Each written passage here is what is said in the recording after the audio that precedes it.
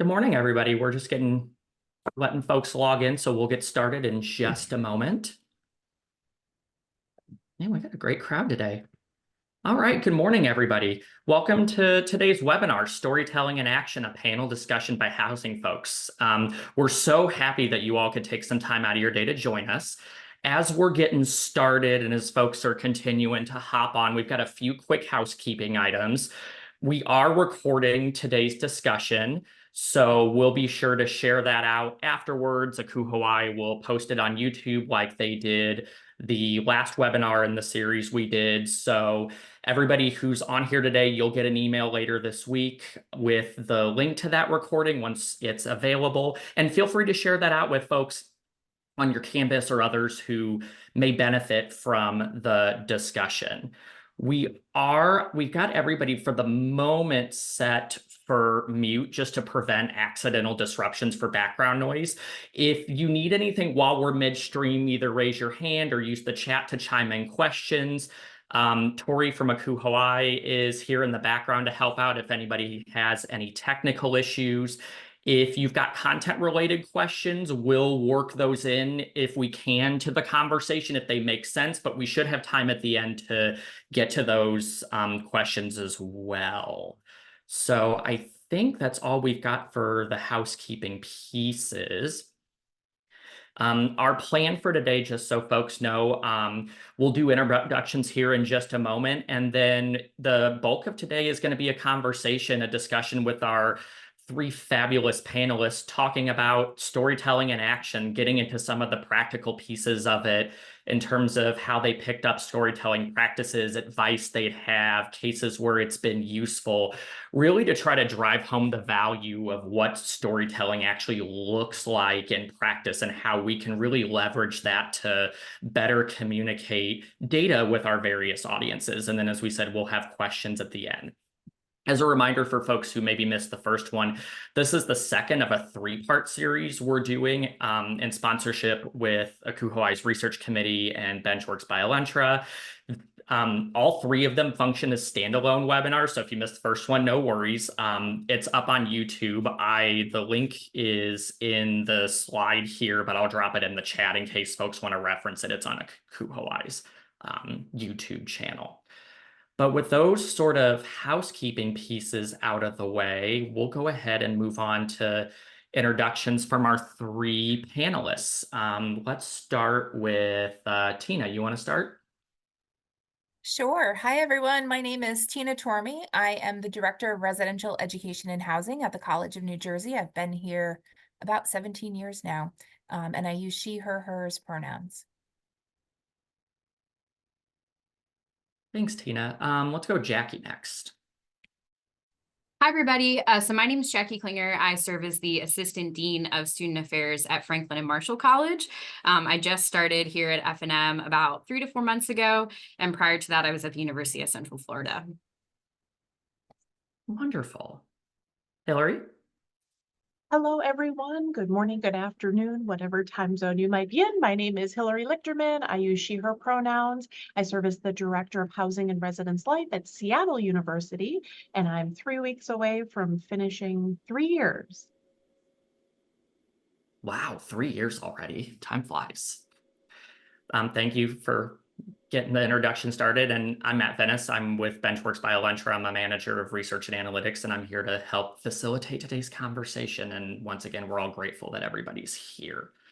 So we're going to get started with our conversation. I've got a couple high-level questions for folks, and we'll take turns having each of the panelists rotate through those questions. And then we should, as we said, have time at the end for other questions. So for folks in the audience, if you've got questions, feel free to plug those in along the way. If it's a follow-up to something that the panelists are talking about and it makes sense, I'll do my best to work it into the conversation. But if it's something a bit different or if I miss it, we'll make sure to get to as many of those at the end as we can. So chime those in at any point as we go. So to get us started, I'm curious, as somebody who really sees value in the storytelling piece and didn't really get exposed to it until a few years into my professional experience. I'm always interested in sort of the intro value piece of it. So my first question, and I'm going to pose this to Hilary to start with us, is why does storytelling as an approach to data sharing appeal to you as a housing professional? And what's the value of it from where you sit? Ooh, juicy questions to get us started. I think storytelling is so powerful because when we think about our ourselves on a human level, we tend to gravitate, particularly in when we think about television or movies or documentaries, we all like a good story. We like a plot, we like a good plot twist, we like to know a quest versus a journey. And in our worlds, I think we can all agree we get a lot of information on any given day, whether it's through email, in-person conversations, reports, news, so on and so forth. So with storytelling, there's a way to kind of pull a thread through and captivate the attention of others. I think we all know and can wrap our heads around the belief that data is so important. We can't let data sit on a shelf or a thumb drive. If those even still exist, but we need to use our data and keep it lively and use that for decision making, for wooing others, maybe settling disputes at times or contradictions. And so storytelling helps us really come into the data and helps us unite around a behavior that feels more human and brings us together. So from where I sit, I think it's helped in different audiences, whether that's with student leaders, helping them really recognize and see their good work and how we capture that. I think it helps diffuse some tension when there are problems. I have a good example for later of some really ugly data that with good storytelling turned out to be a better situation. So I'll leave it there for now. Awesome, thanks. I really love that accessibility piece that underlies that intro, that thinking through that storytelling just as a much more relatable piece. It's more natural to us. So by thinking about how we can leverage and frame our data in a way that's more accessible, that we're already used to, I think can have really big power. I love that. Tina, do you want to go next?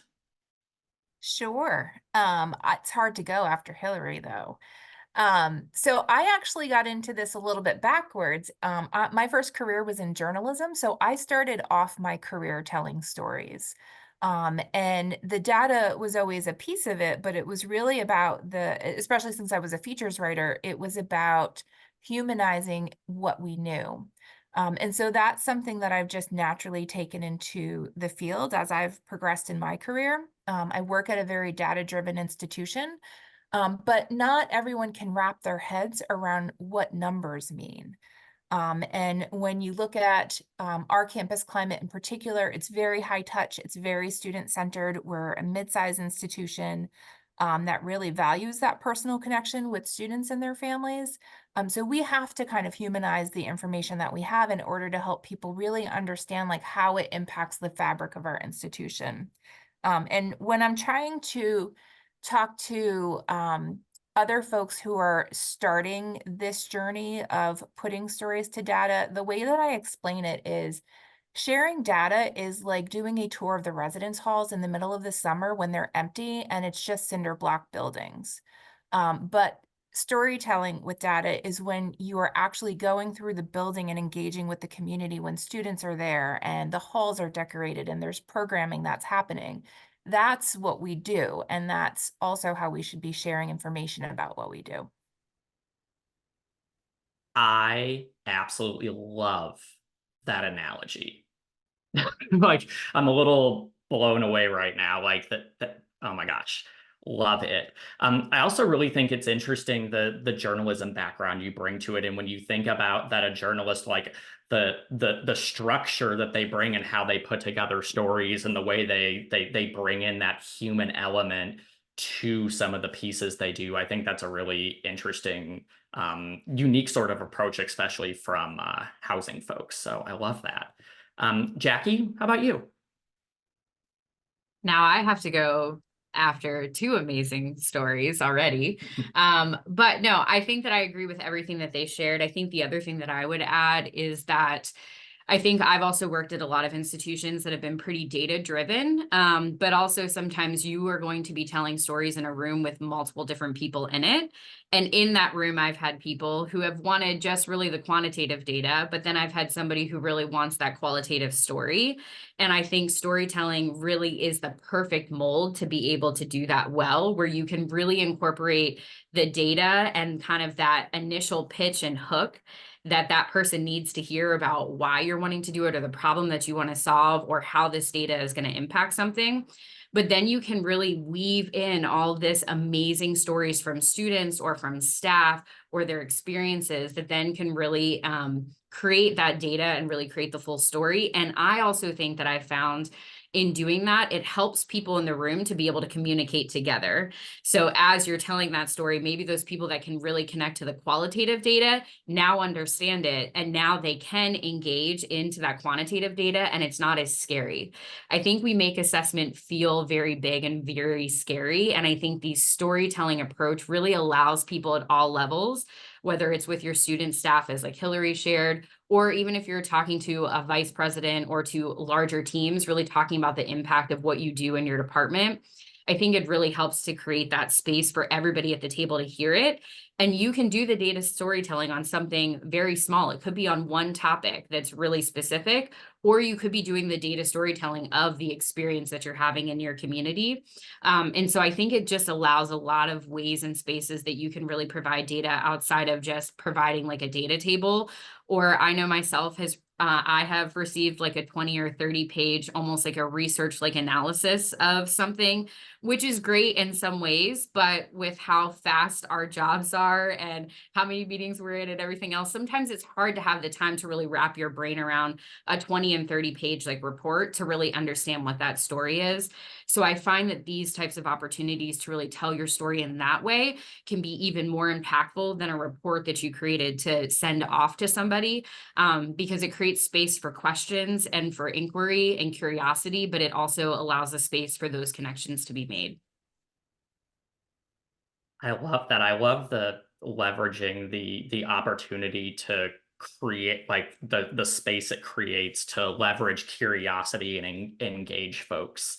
I also think, just as a small hint for later on, for one of the questions I know folks had sent in earlier, that piece around the different audiences of the room and ways that we can pull together folks who come from different experience levels and backgrounds with data, so that not everybody's just getting the 30-page report. Because I don't know about you, I'm a data nerd. I live and breathe and love data.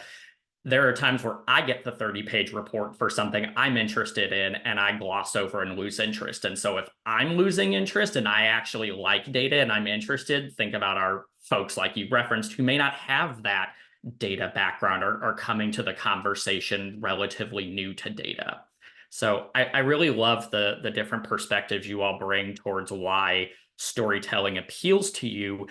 And I think it's a good segue into the next piece, because I think all three of you alluded to examples of this already.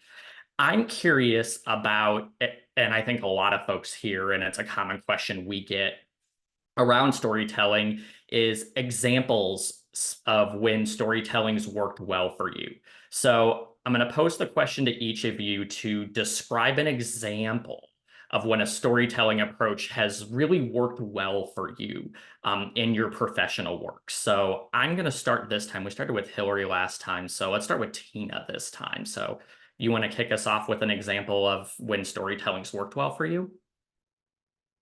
Sure. I will say we've been doing a lot of it lately as it pertains to housing in particular. It used to be that 10 years ago, any incoming first-year student wanted to live on campus because they wanted that experience.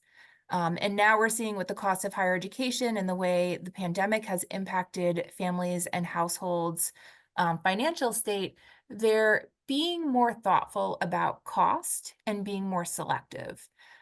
So when they come to the residence halls, we have to up our game. We have to do a better job of explaining what are the benefits you actually get from living on campus. And so we've done some social media work around that, where we're kind of like drawing this thread through multiple weeks of our social media to be able to tell prospective students, here's what your experience might be like. So they're showcasing a spirit day and an event that's happening on a Friday to show that there are actually events that are happening on the weekends. And then we're interspersing that with data related to the percentage of students who live on campus their freshman year and what their graduation rate is. And we have a really good graduation rate overall at TCNJ, 4-year graduation rate. But when you can show that living on campus for the first year makes that even better, you're more likely to graduate in 4 years. That's ultimately a money savings that matters to them. So it's knowing that audience. And the second one, so that one's kind of still in development, and we're still trying to figure out more about what our audience is looking for so we can craft that story a little bit better. But one that might actually be really relevant to folks now is when the Department of Labor was looking at increasing the salary minimum for exempt employees, we were concerned. And what I ended up doing is having my live-in pro staff do a time study of a 24-hour cycles for two weeks straight. Because we needed to tell the story about how much they were engaged and active on duty, but also show that that wasn't necessarily shifting into a lighter work week. They were still doing full work weeks. So we had some really nice spreadsheets, and I will tell you, I'm a late adapter to the spreadsheet game. It's not my favorite thing. I'm leaning into it. And our spreadsheets showed that having our staff be hourly would be 3 times as expensive than a salary bump. And our spreadsheets showed the number of hours that they were working. But what actually made people pay attention was the infographic we developed that was a day in the life and a day in the night of a residence director, because that allowed people to identify with the information in a way that showed them, like, if you were in this role, what would your hour by hour life be like? And imagine what that's like in terms of the restrictions on your ability to do personal things or take a break or rest, or how it feels to have that kind of experience. And so that was really helpful in allowing us to educate human resources on what it was like to be a live-in professional staff member and why that mattered and why that needed to be considered in the decision making. What I really love about the 2 different examples that you brought, taking the spreadsheet piece to infographic and really humanizing it, absolutely brilliant. And I think serving that dual purpose of having a piece that is visual underlie with data, but also recognizing that you've got a really important stakeholder who may not have the insight into what that position really is. So that educational piece there it is really valuable.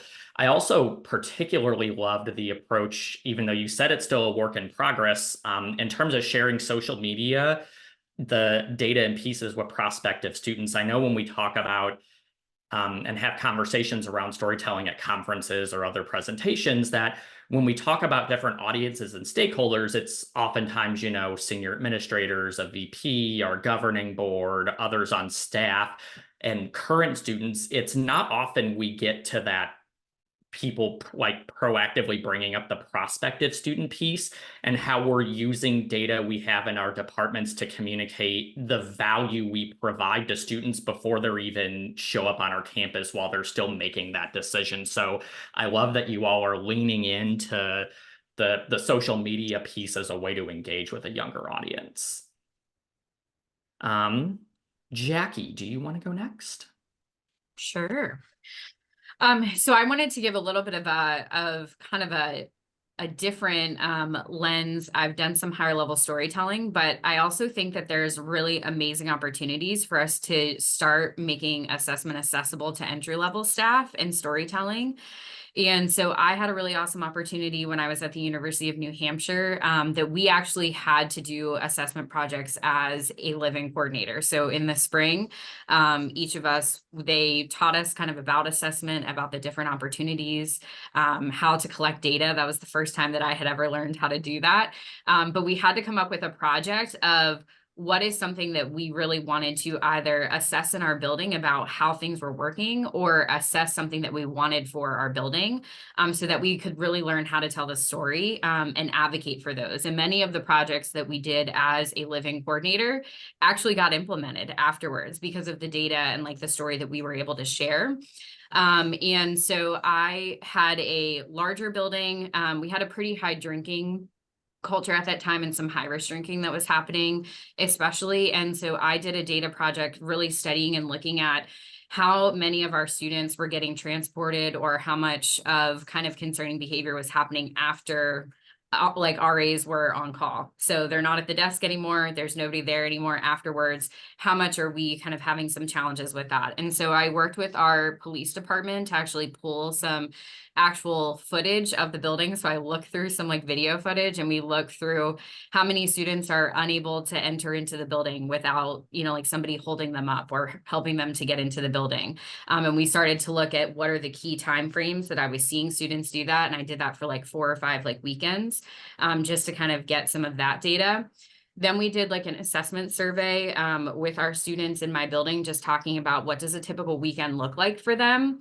And I incorporated that data in with a curriculum program that I did 2 weeks prior that was on alcohol, and they were able to kind of, and it was all on their own, so I wasn't watching what they were doing, so I could see who was doing it. But they had like different jars, and I had kind of like the chart above, and they had to tell me like, how many drinks are you doing each weekend?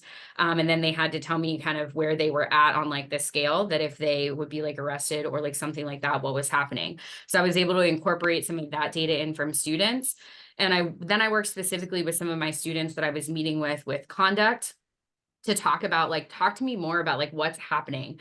Tell me more about your story. And I was also getting data and feedback and some qualitative data from my RAs about what they were experiencing after hours, as well as my police staff that were in charge of my building, mostly during that kind of mid-shift after hours. And so what I was able to do is really incorporate that into this question that we were asking of, what do we need to do to really support students afterwards? And is there a gap in support for students? And is it pre-education? Is it more support after hours? Is it us having, you know, a better system on educating students about being a good neighbor and a good steward?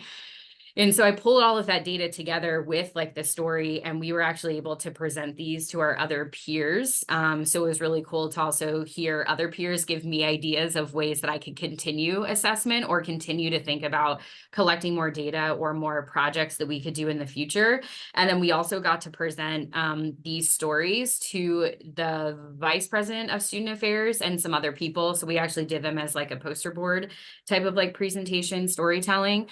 And so I think that right away, going into really my second year as an entry-level professional, really, I think set me up to make assessment not feel scary. I think I've talked with a lot of entry-level staff that are like, I feel very scared about assessment. I feel like I don't have enough knowledge to be able to do it, or I want to move up to like an assistant director level, but it says it has assessment and I don't think I can do that. And so I really think that having that opportunity, when I thought about this question posed, while I have all these really high level pieces of storytelling, I think that storytelling piece really set me up for success as I was moving through my career, to really think critically about, it could be something really small that you want to assess. We had somebody who assessed whether putting newsletters in like the bathroom stalls was actually being helpful, and it was. And we continued to do it because we had tons of data to show that students loved it. And students told us, no, please don't take those away. Like, we learn a lot in those like newsletters. So I think that there's a lot of things that you can be doing that can be low level, that really help some of your entry level staff feel like they can tell the story of their community, that can also impact higher level stories that you might want to tell as well, as you're continuing to tell out the story of your department. Wow, there's so much there that I'm unpacking in such a good way. I'm grateful for you and thrilled to hear when I think back to that experience you had as an entry-level professional, and the intentionality they had with entry-level staff to require this assessment project, to do some training, to give you all resources to let you learn how to do this in a way that was safe and educational and a really good foundational experience as a housing professional, and to sort of ingrain from the get-go the role that assessment can play in everyone's job, even if it's not your full-time job. Oh my gosh, that's fabulous. Okay, so I think so at this point, Hilary, I think it's on you next. Yeah, these are such good examples and they just drum up such good memories. Tina, we've been in the state of Washington, our live-in staff have been non-exempt for a few years, given the salary threshold. So you're not kidding. The storytelling we've done to take off, I'll just briefly share, take off a spreadsheet as they've also tracked their hours, but for the way that with good leadership at our institution here, we've been able to really understand the different picture for the narrative mental health on our campus. So as we looked at the ecosystem of our division here and our team with all of our various departments, along with wonderful supervision and colleagues, we've been able to tell a different story of what we're seeing in the residence halls, not only tracking the duty and the hours or the calls to the counseling center, but being able to capture the intensity of that work, the time on task, but then also by Tuesday, a live-in staff member can't have a staff meeting on Wednesday because their hours are depleted. And so being able to, of course, talk about those dual narratives of, well, no, the student leaders need a team meeting and there's information that needs to happen, yet alone the other good work that happens on Thursdays and Fridays. So being able to tell a story without just raising the obvious, hey, mental health is on the increase and staff are also, exhausted and having different experiences, the data can be shared in a different way that hits differently. The one that I'm going to share to try not to be too duplicative is actually a topic that's come up in so many conversations lately. So I completed my doctoral research several years ago, but this story keeps coming up about the use of photo voice, sometimes also known as photo elicitation. And wow, talk about crafting a story to help others understand data. So I think I'll start by saying with photo voice and photo elicitation, there's great books, lots out there. Here, my take on it is you give folks a camera. Back in the day, it was a disposable camera. I don't know if those still exist, but these days we could use cell phones or other media and you say, hey, go off for, 4 days or 5 days, whatever, and take a couple photos of what's it like to navigate this change? Or what is it like to live in the residence halls? What is it like to be a student leader? Fill in the blank on the prompt. There are a million examples there. What is it like to work at the front desk? And the name of that, again, I got a question in the chat, is photo elicitation or photo voice. And we can follow up with some resources on that. But a great tool when talking about change initiatives or even belonging, loneliness, all the topics we're talking about. So in the study, I had 16 different data points, different data sources, talk about overdoing it a bit, from semi-structured interviews to document analysis, thank you, Matt, to this activity, to focus groups. And what I found was the ability for the participants, so students all the way up to senior executive leaders, went off for a week and I asked them about, my study was about a paradigm shift in the housing department when you go from a traditional programming model to utilizing a curricular approach. And wow, was it fascinating to give a couple broad prompts to say, in 5 days, I'd like you to show me through your experience, what has this been like to navigate this change? Now we know, and the way we started the webinar about emotions and feelings and the human experience, it was fascinating to take all of that in. Individuals showed artifacts, right? So the booklets, the tools, the ways that they brought the work to life. And it was a wonderful way to places. There were pictures of the administration building. And then when I conducted a focus group and said, show me your pictures and tell me about them, I would have never known that the administration building was representing how entry-level staff viewed support from executive leaders. I would have never been able to take that from just looking at a photo. Or simply hearing that in a focus group or an interview. So I think that this is another way to, as we think about the dimensions of getting off of simple executive summaries that these days are still 4 or 5 pages, or long 32-page reports, to how do we use, as Jackie said, posters back in the day, like a good science fair? How do we use infographics, like Tina said? How can we use technology differently so that time and place doesn't necessarily get in the way of telling the story? And the other one that I promised to share, where I said at the beginning, it was a really kind of a hot mess of data, was we were working really hard at a previous institution about community development, aren't we all? And we were so proud. We had all these meetings and initiatives and ways we were going about that. And the data that we actually got back was just terrifying. It was awful. It was embarrassing. It was mortifying. I wanted to do a select all delete. But instead, like we do, we take that to the team and to different stakeholders and even to some students, right? And to say, talk about being creepy in a lobby. Hey, can you talk for a few minutes about community? But we, again, tried to triangulate that from various perspectives to say, let's talk about this. Sometimes we get bad data. And then we were able to look at the demands of the staff. How are the staff using their time? And we were able to look at so many other dimensions to triangulate. This isn't just bad data about how students feel in the halls. It's the staff are being pulled in 17 different directions. We don't necessarily have a common definition that we're working from. We have X, Y, and Z different variables. And so the ability to take a story behind that rather than everyone already feeling bad and using that to say, let's pull the threads of this gnarly ball of yarn. Let's take them one by one and think about those as individual data pieces that also make this big gnarly ball of yarn.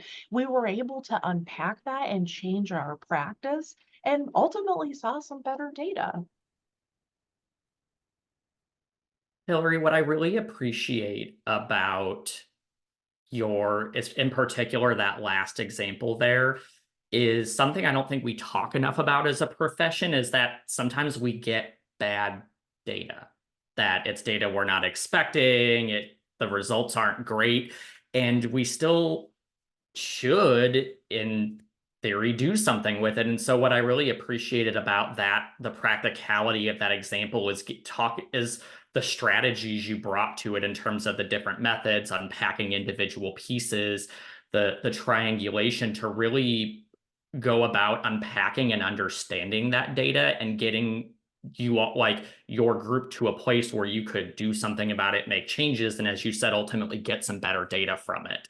Because the reality is we're all gonna, to use your language, have that moment when we want to do a select all and delete and be like, all right, we're just going to go ahead and reset this puppy. But that acknowledgement that we're all going to have those moments in one way or another where we need to tell a story and the data is not the story we want to tell, but that doesn't mean that we can spin it into something else. And so I really appreciate your candor in being willing to share a story that involved some uncomfortable data results. So the last question I'm going to pose to the three of you, and I think Jackie hasn't gone first yet, so I'll have her go first for this one. There's a lot of folks we talk to when we introduce concepts around storytelling and assessment that they're all on board with it. They love it, but they're like, okay, where do I start? They're a bit overwhelmed with all of the different possibilities. And so what I want to ask to each of you, and Jackie, you can go first, is what advice would you offer to somebody in housing who's looking to adopt or use or to get into a storytelling approach? Yeah. I think I would definitely suggest like start small. So like if you are trying to do your first like storytelling endeavor to be the largest barrier that you have in your department, or kind of like the shining shield of the thing that you want to showcase that showcases everything that you all are doing in a story, it is going to be very, very overwhelming. So I would say start with something small that you really feel like you can tell a really good story, and use your staff as like a practice round. So when you're actually telling the story to your staff, do they get pulled in? Can they actually articulate out what's happening? Or maybe go to like a staff member, I think that Tina said this before, that maybe doesn't do a lot with data, and see if you can tell that story and if they can understand what's happening in the story. I think that can help to build up the confidence before you're maybe going into a larger room that you need to tell that story with. I think also thinking about who you can partner with. I know in a lot of roles that I was in, assessment was a portion of my job. So I was doing assessment and I was doing curriculum and I was overseeing LLCs, and we didn't really have an assessment person. So if you have an assessment person that's on your campus, if you have another office that's already collecting amazing data, maybe you don't even have to do like an assessment data collection. Maybe you already have some data and your team can really work on some of the qualitative, because you have this awesome group of students that are there that can help to provide some more of that qualitative data to help to really finish off the story. And that can also create a really cool partnership that then you can build off of for future storytelling, and the impact that not only you are providing, but the impact that that office is providing or the joint partnership is doing. And I think the last thing that I would say, and I think that Sherry mentioned this in the first kind of session that we did on this. So I know that Matt dropped the link. So if you have not watched the first one, I encourage you to do that. But I think the biggest thing is make sure that when you are telling the story, that the data that you are telling, that you can back up the data that's being shared. So it can sometimes be easy, I think, as Hilary mentioned, maybe you didn't get the data that you wanted, or the question that you originally posed, you didn't get data that maybe answered that full question for you. And it's important for you to be able to share that, but then also share more data as people ask questions. Because if you try to cherry pick a story that's maybe more positive than the data showcases, and then somebody asks a question about that data afterwards, that can be a really tough position to be in. So I think it's really important for you to make sure that you kind of have some backup. You're not going to share all of that, but if somebody asked and they really wanted to see the nitty-gritty of some of that data or some of the quantitative data, that you can showcase some of that on the back end, I think is really important. I love those. Those are all really great concrete examples. Hilary, do you want to go next?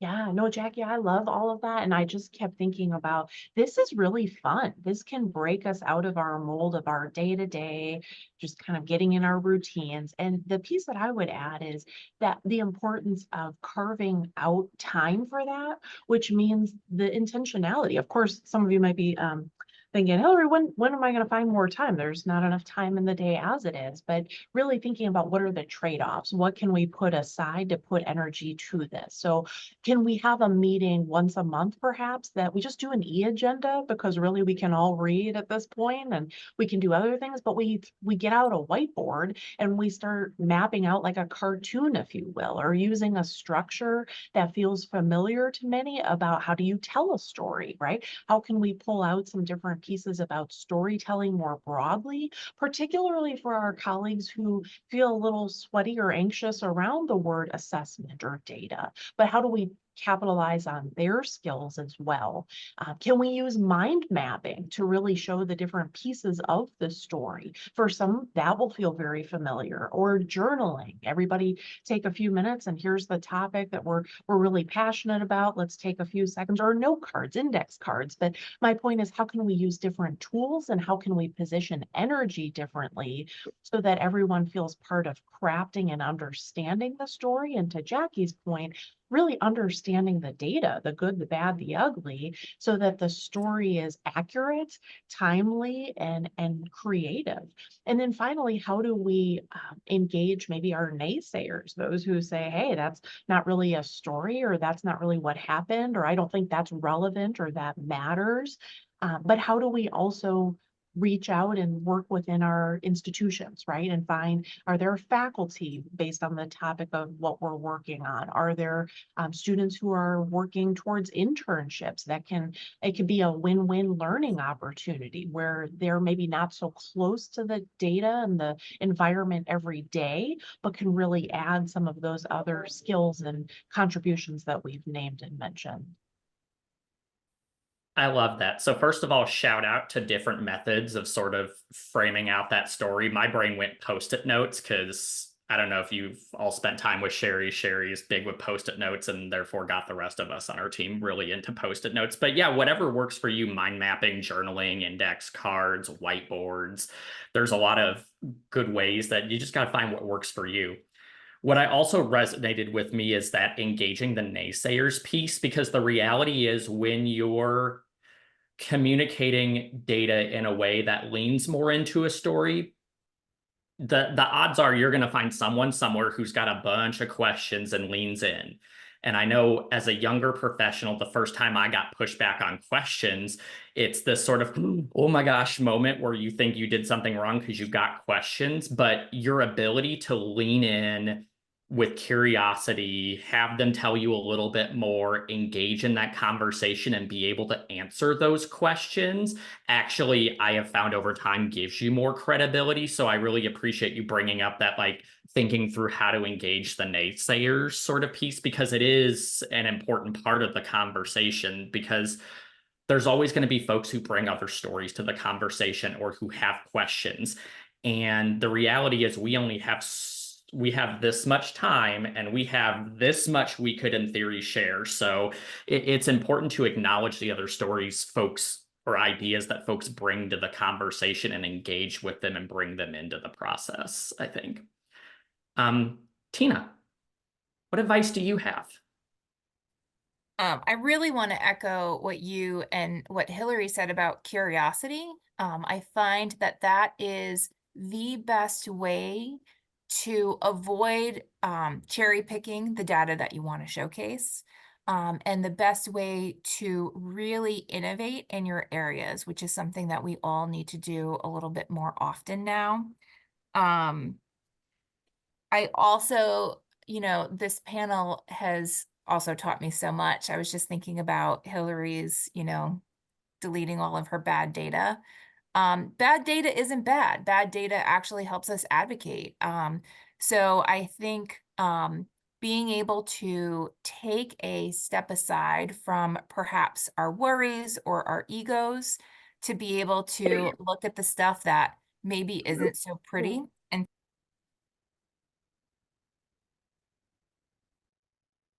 I think you're on mute. I know, I don't know what just happened. But I was saying how knowing bad data can sometimes be very helpful. And the last piece I would say is knowing your audience. And it's not always as simple as just knowing your audience. It's sometimes knowing their audience too. So I think a lot about the work that I do with admissions and enrollment services to help train their staff on how to talk about our residence halls and the value of living on campus. But I can't just know what admissions needs to know and wants. I have to know what their prospective students and parents or high schools or community colleges in some cases are also looking to know. So sometimes there are multiple audiences that you have to serve with the stories that you're telling. I love that piece about not just thinking about your audience, but who's the audience of my audience and what levers can I pull to excite or move or get on board different stakeholders. I think we all, whether it's higher ed, corporate space, tech, healthcare, whatever, everybody's got politics to navigate in organizations. It's the reality of when you get human beings in one space, and thinking through who others have to appeal to and how we can equip and inform our different audiences in ways that are helpful to them, I think is a really crucial piece. And so I love that you brought that up. So we've gotten through the three sort of initial questions for our panelists, and I've got a couple follow-up questions. A couple folks had sent in previous to the conversation as part of registration. And if folks on the call here have questions, you can either put them in the chat, or if you want to, I believe Zoom has a raise hand. We can let people unmute too if you want to.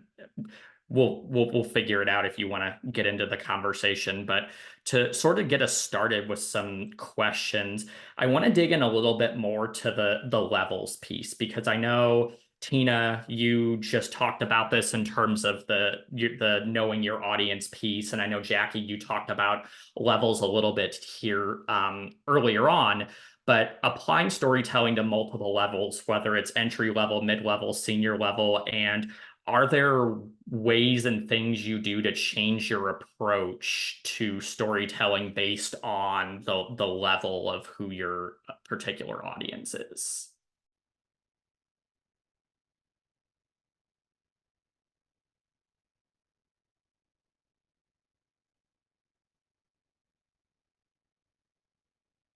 I know from my experience, I'll let you chew on that for a second. I think the reality is that while we may tailor certain things or go into a specific area if we know we're doing, something that's primarily aimed at senior administrators or primarily aimed at student staff, I think there's an underlying reality that storytelling as a practice in nature, that we are trying to make it accessible. And so in some level, when I'm thinking that there may be things I focus on, or I may think through a specific audience in mind, but the reality is that we want to share data in ways that are accessible, and that we need to think through not just who our immediate audience is, but sort of to Tina's point, not just the audience of the audience, but when we are doing a presentation or sharing out a report that may go other places in our department and on our campus, and thinking through how we structure it in ways so that the high level story is accessible for everybody, but that your folks who are the assessment pros, the institutional research person, the one who really wants to get into the nitty gritty, the one who's going to read through the 30-page report to get to the technical part and see how the questions are written and want to see a standard deviation, that they've got ways to dig deeper if they want to. So I think it's almost, the approach I take to it is almost this like sort of cascading effect, where you've got like, okay, think Tina and the high level, the day in the life of a hall director infographic, but that there's ways that whether it's a QR code in an infographic or a presentation or the technical pieces at the end, that there's ways that folks can continue to dig deeper so that they can dig to the point where, to the level of detail that is most important to them. And by doing that, you are framing up a high level story that's accessible to a range of audiences, but that folks have the ability to dig in to the point where they're comfortable. I know that's an approach I sort of try to do my best to try to live by. Yeah, I think I naturally, because I think about audience, perhaps do a little bit of all-inclusive stuff. So for example, with the residence director time study, yeah, there was an infographic, but it was accompanied by the spreadsheets for those who really wanted to check my sources, so to speak. Or even when I Do you think need to about practice with me at all? when I think about what we do with our Benchworks data, we'll send out executive summaries to campus partners, but if they want to dig in a little deeper and look at certain specific questions or cross-tabulate it in a different way, we help them with doing that. Hold on a second. Mostly not because we're thinking about the different types of staffing levels, but we're trying to make information accessible, and we're trying to make data something that people are actively using in their decision making. I love that. Yeah, I just, not that it's overly profound, but I think about just the importance of knowing your audience well and, not making assumptions. So not necessarily just, use a certain medium is the preference, or even a certain time frame, or is it sending in advance, or is it asking for 10 minutes to come over and literally tell the story versus sending it electronically. So I think just knowing and reading the metaphorical room, if you will, of the other priorities on the plate, thinking about when you're sharing the stories and the data, and what other external factors could be going on. Is it that the board is here on campus in a particular week, and so you want to be sensitive to that one way or the other, either utilizing that, leveraging that, or recognizing, hey, that's taking 8 hours per day of everyone's time. So, are there different seasons or ways to think about the environment at large, is really what comes to my mind. Yeah, I would say, I would agree with what everybody said. I think also how I end out the story can be different. So I know we had a lot of our student staff that said, hey, you asked me to fill out a lot of Qualtrics forms for intentional conversations or for programs, but I never know where that data goes. And so I think when I do data storytelling with RA staff or with student staff, I really try to end that story of their impact and really helping them to understand the impact of their work in the data, in the infographic. But then when I'm sharing that same data story with our coordinator staff, then I'm also expanding that of here's some questions or some things that we need to continue to talk about how we can make this work better. But then when I'm sharing that data then up with our, vice president, then I'm also going to be sharing here's what our next steps are, and here's how we're going to be kind of either making it better, or here are kind of our final steps. I think that's how I approach it. I think Tina also bringing up about knowing your campus partners. I know for myself, I'm new on the institution that I'm at, and so I'm still getting to learn campus partners. And so I think if you don't actually know your audience, where are spaces that you can actually go to get to know them? So for admissions, I went on a student admission tour to help to understand what they were actually telling students about the housing experience and about the house system. And I think that has really helped me in going into my role to figure out how we can actually better tell the housing story, because even across campus, maybe there's some gap areas in their understanding of our story. So I think that's something already at my new institution that I'm excited to kind of work with our team about. How does that work? Because we do some really great stuff. It's just we have to get that story out. And so I think that there's a lot of different ways that you can tell it, but that audience is going to be really important for you to know. And if you don't know them, then you want to try to get to know them. Yeah, that audience piece is definitely really key. As a follow-up from when we started the discussion, I fumbled a second over remembering where the raised hand feature lives in Zoom, since Zoom likes to update and move things around. If you were wanting to unmute to ask a question, I'm going to ask you to use the raise hand feature. It's in the React button in the panel. There's a raise hand thing, and that way we know we can leave space so that we're not trying to talk over each other. So no pressure to, but if you are the type of person that wants to ask a question live, use that raise hand feature so we know to leave some space for you.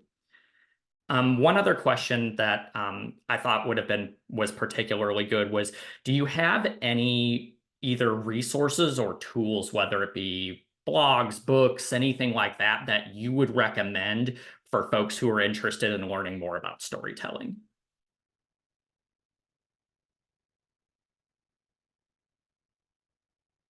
I'm kind of blanking on particular names right now, but I'm amazed how much I'm learning online. I'll admit I was a resistor of TikTok for a long time. But when I think about, one, some of those stories are great and the buildup, but I also think about whether it's on YouTube or just, different thought leaders out there, even on LinkedIn. As I've paid more attention to how others tell their stories, it's helped me really think about what are the points I want to convey, what's the tone, what is just what are considerations, even the structuring and formatting or wording of it, using different images or not, using technology and animation in different ways. So while that's not super specific, I think I've been more heightened and aware of that, and and trying to also monitor, just because I like something and I think it's effective, going back to what do I know about the others? What do I know about my audience, and how do they take in information? I recently learned that a colleague on campus, who I tend to try to do a lot of storytelling with, really likes music as a medium. So if anybody knows how to write a good musical, please give me a call. Musical, I love that. As a follow-up to that, I remembered, so the last webinar we did with Sherry and Caitlin, there was a slide at the end of that that's got some links for folks who want to learn more. When we share stuff out with the webinar, I'll work with Tori to make sure that we get that to folks. So if you want to learn more, we've got some recommended stuff there as well. So I think at this point we're pushing time, and I want to be respectful of everybody's time since we're pushing up on the whole hour here. So I'm going to drop in. So everybody who attended, as we talked about, we'll send out the recording here in a few days. There's not many slides, but we'll tack it on so folks have contact info and the links to other things, everybody's email addresses. So that way, if you've got some other follow-up questions or want to continue the conversation, that you all are able to do so. I also want to mention that we've talked about that this is part of a storytelling series that Benchworks and the ACUHO-I Research Committee are doing. Part 3 of that's going to be more around, we're going to do a data visualization one, talking about how you can visualize data in a way to help pair with that higher level story. We're looking at doing that mid-June, so more to come, and we'll make sure to send an invite to everybody who signed up for this so that you're aware. But other than that, I think that's about all we have for today. Tina, Jackie, Hilary, as we wrap up, any last words for the audience? Just thank you for coming, and thank you for being also fellow learners on this topic. I echo that, and also have fun. This is a good time to also do this work because it's when we're reflecting on our year and figuring out what stories there are to tell.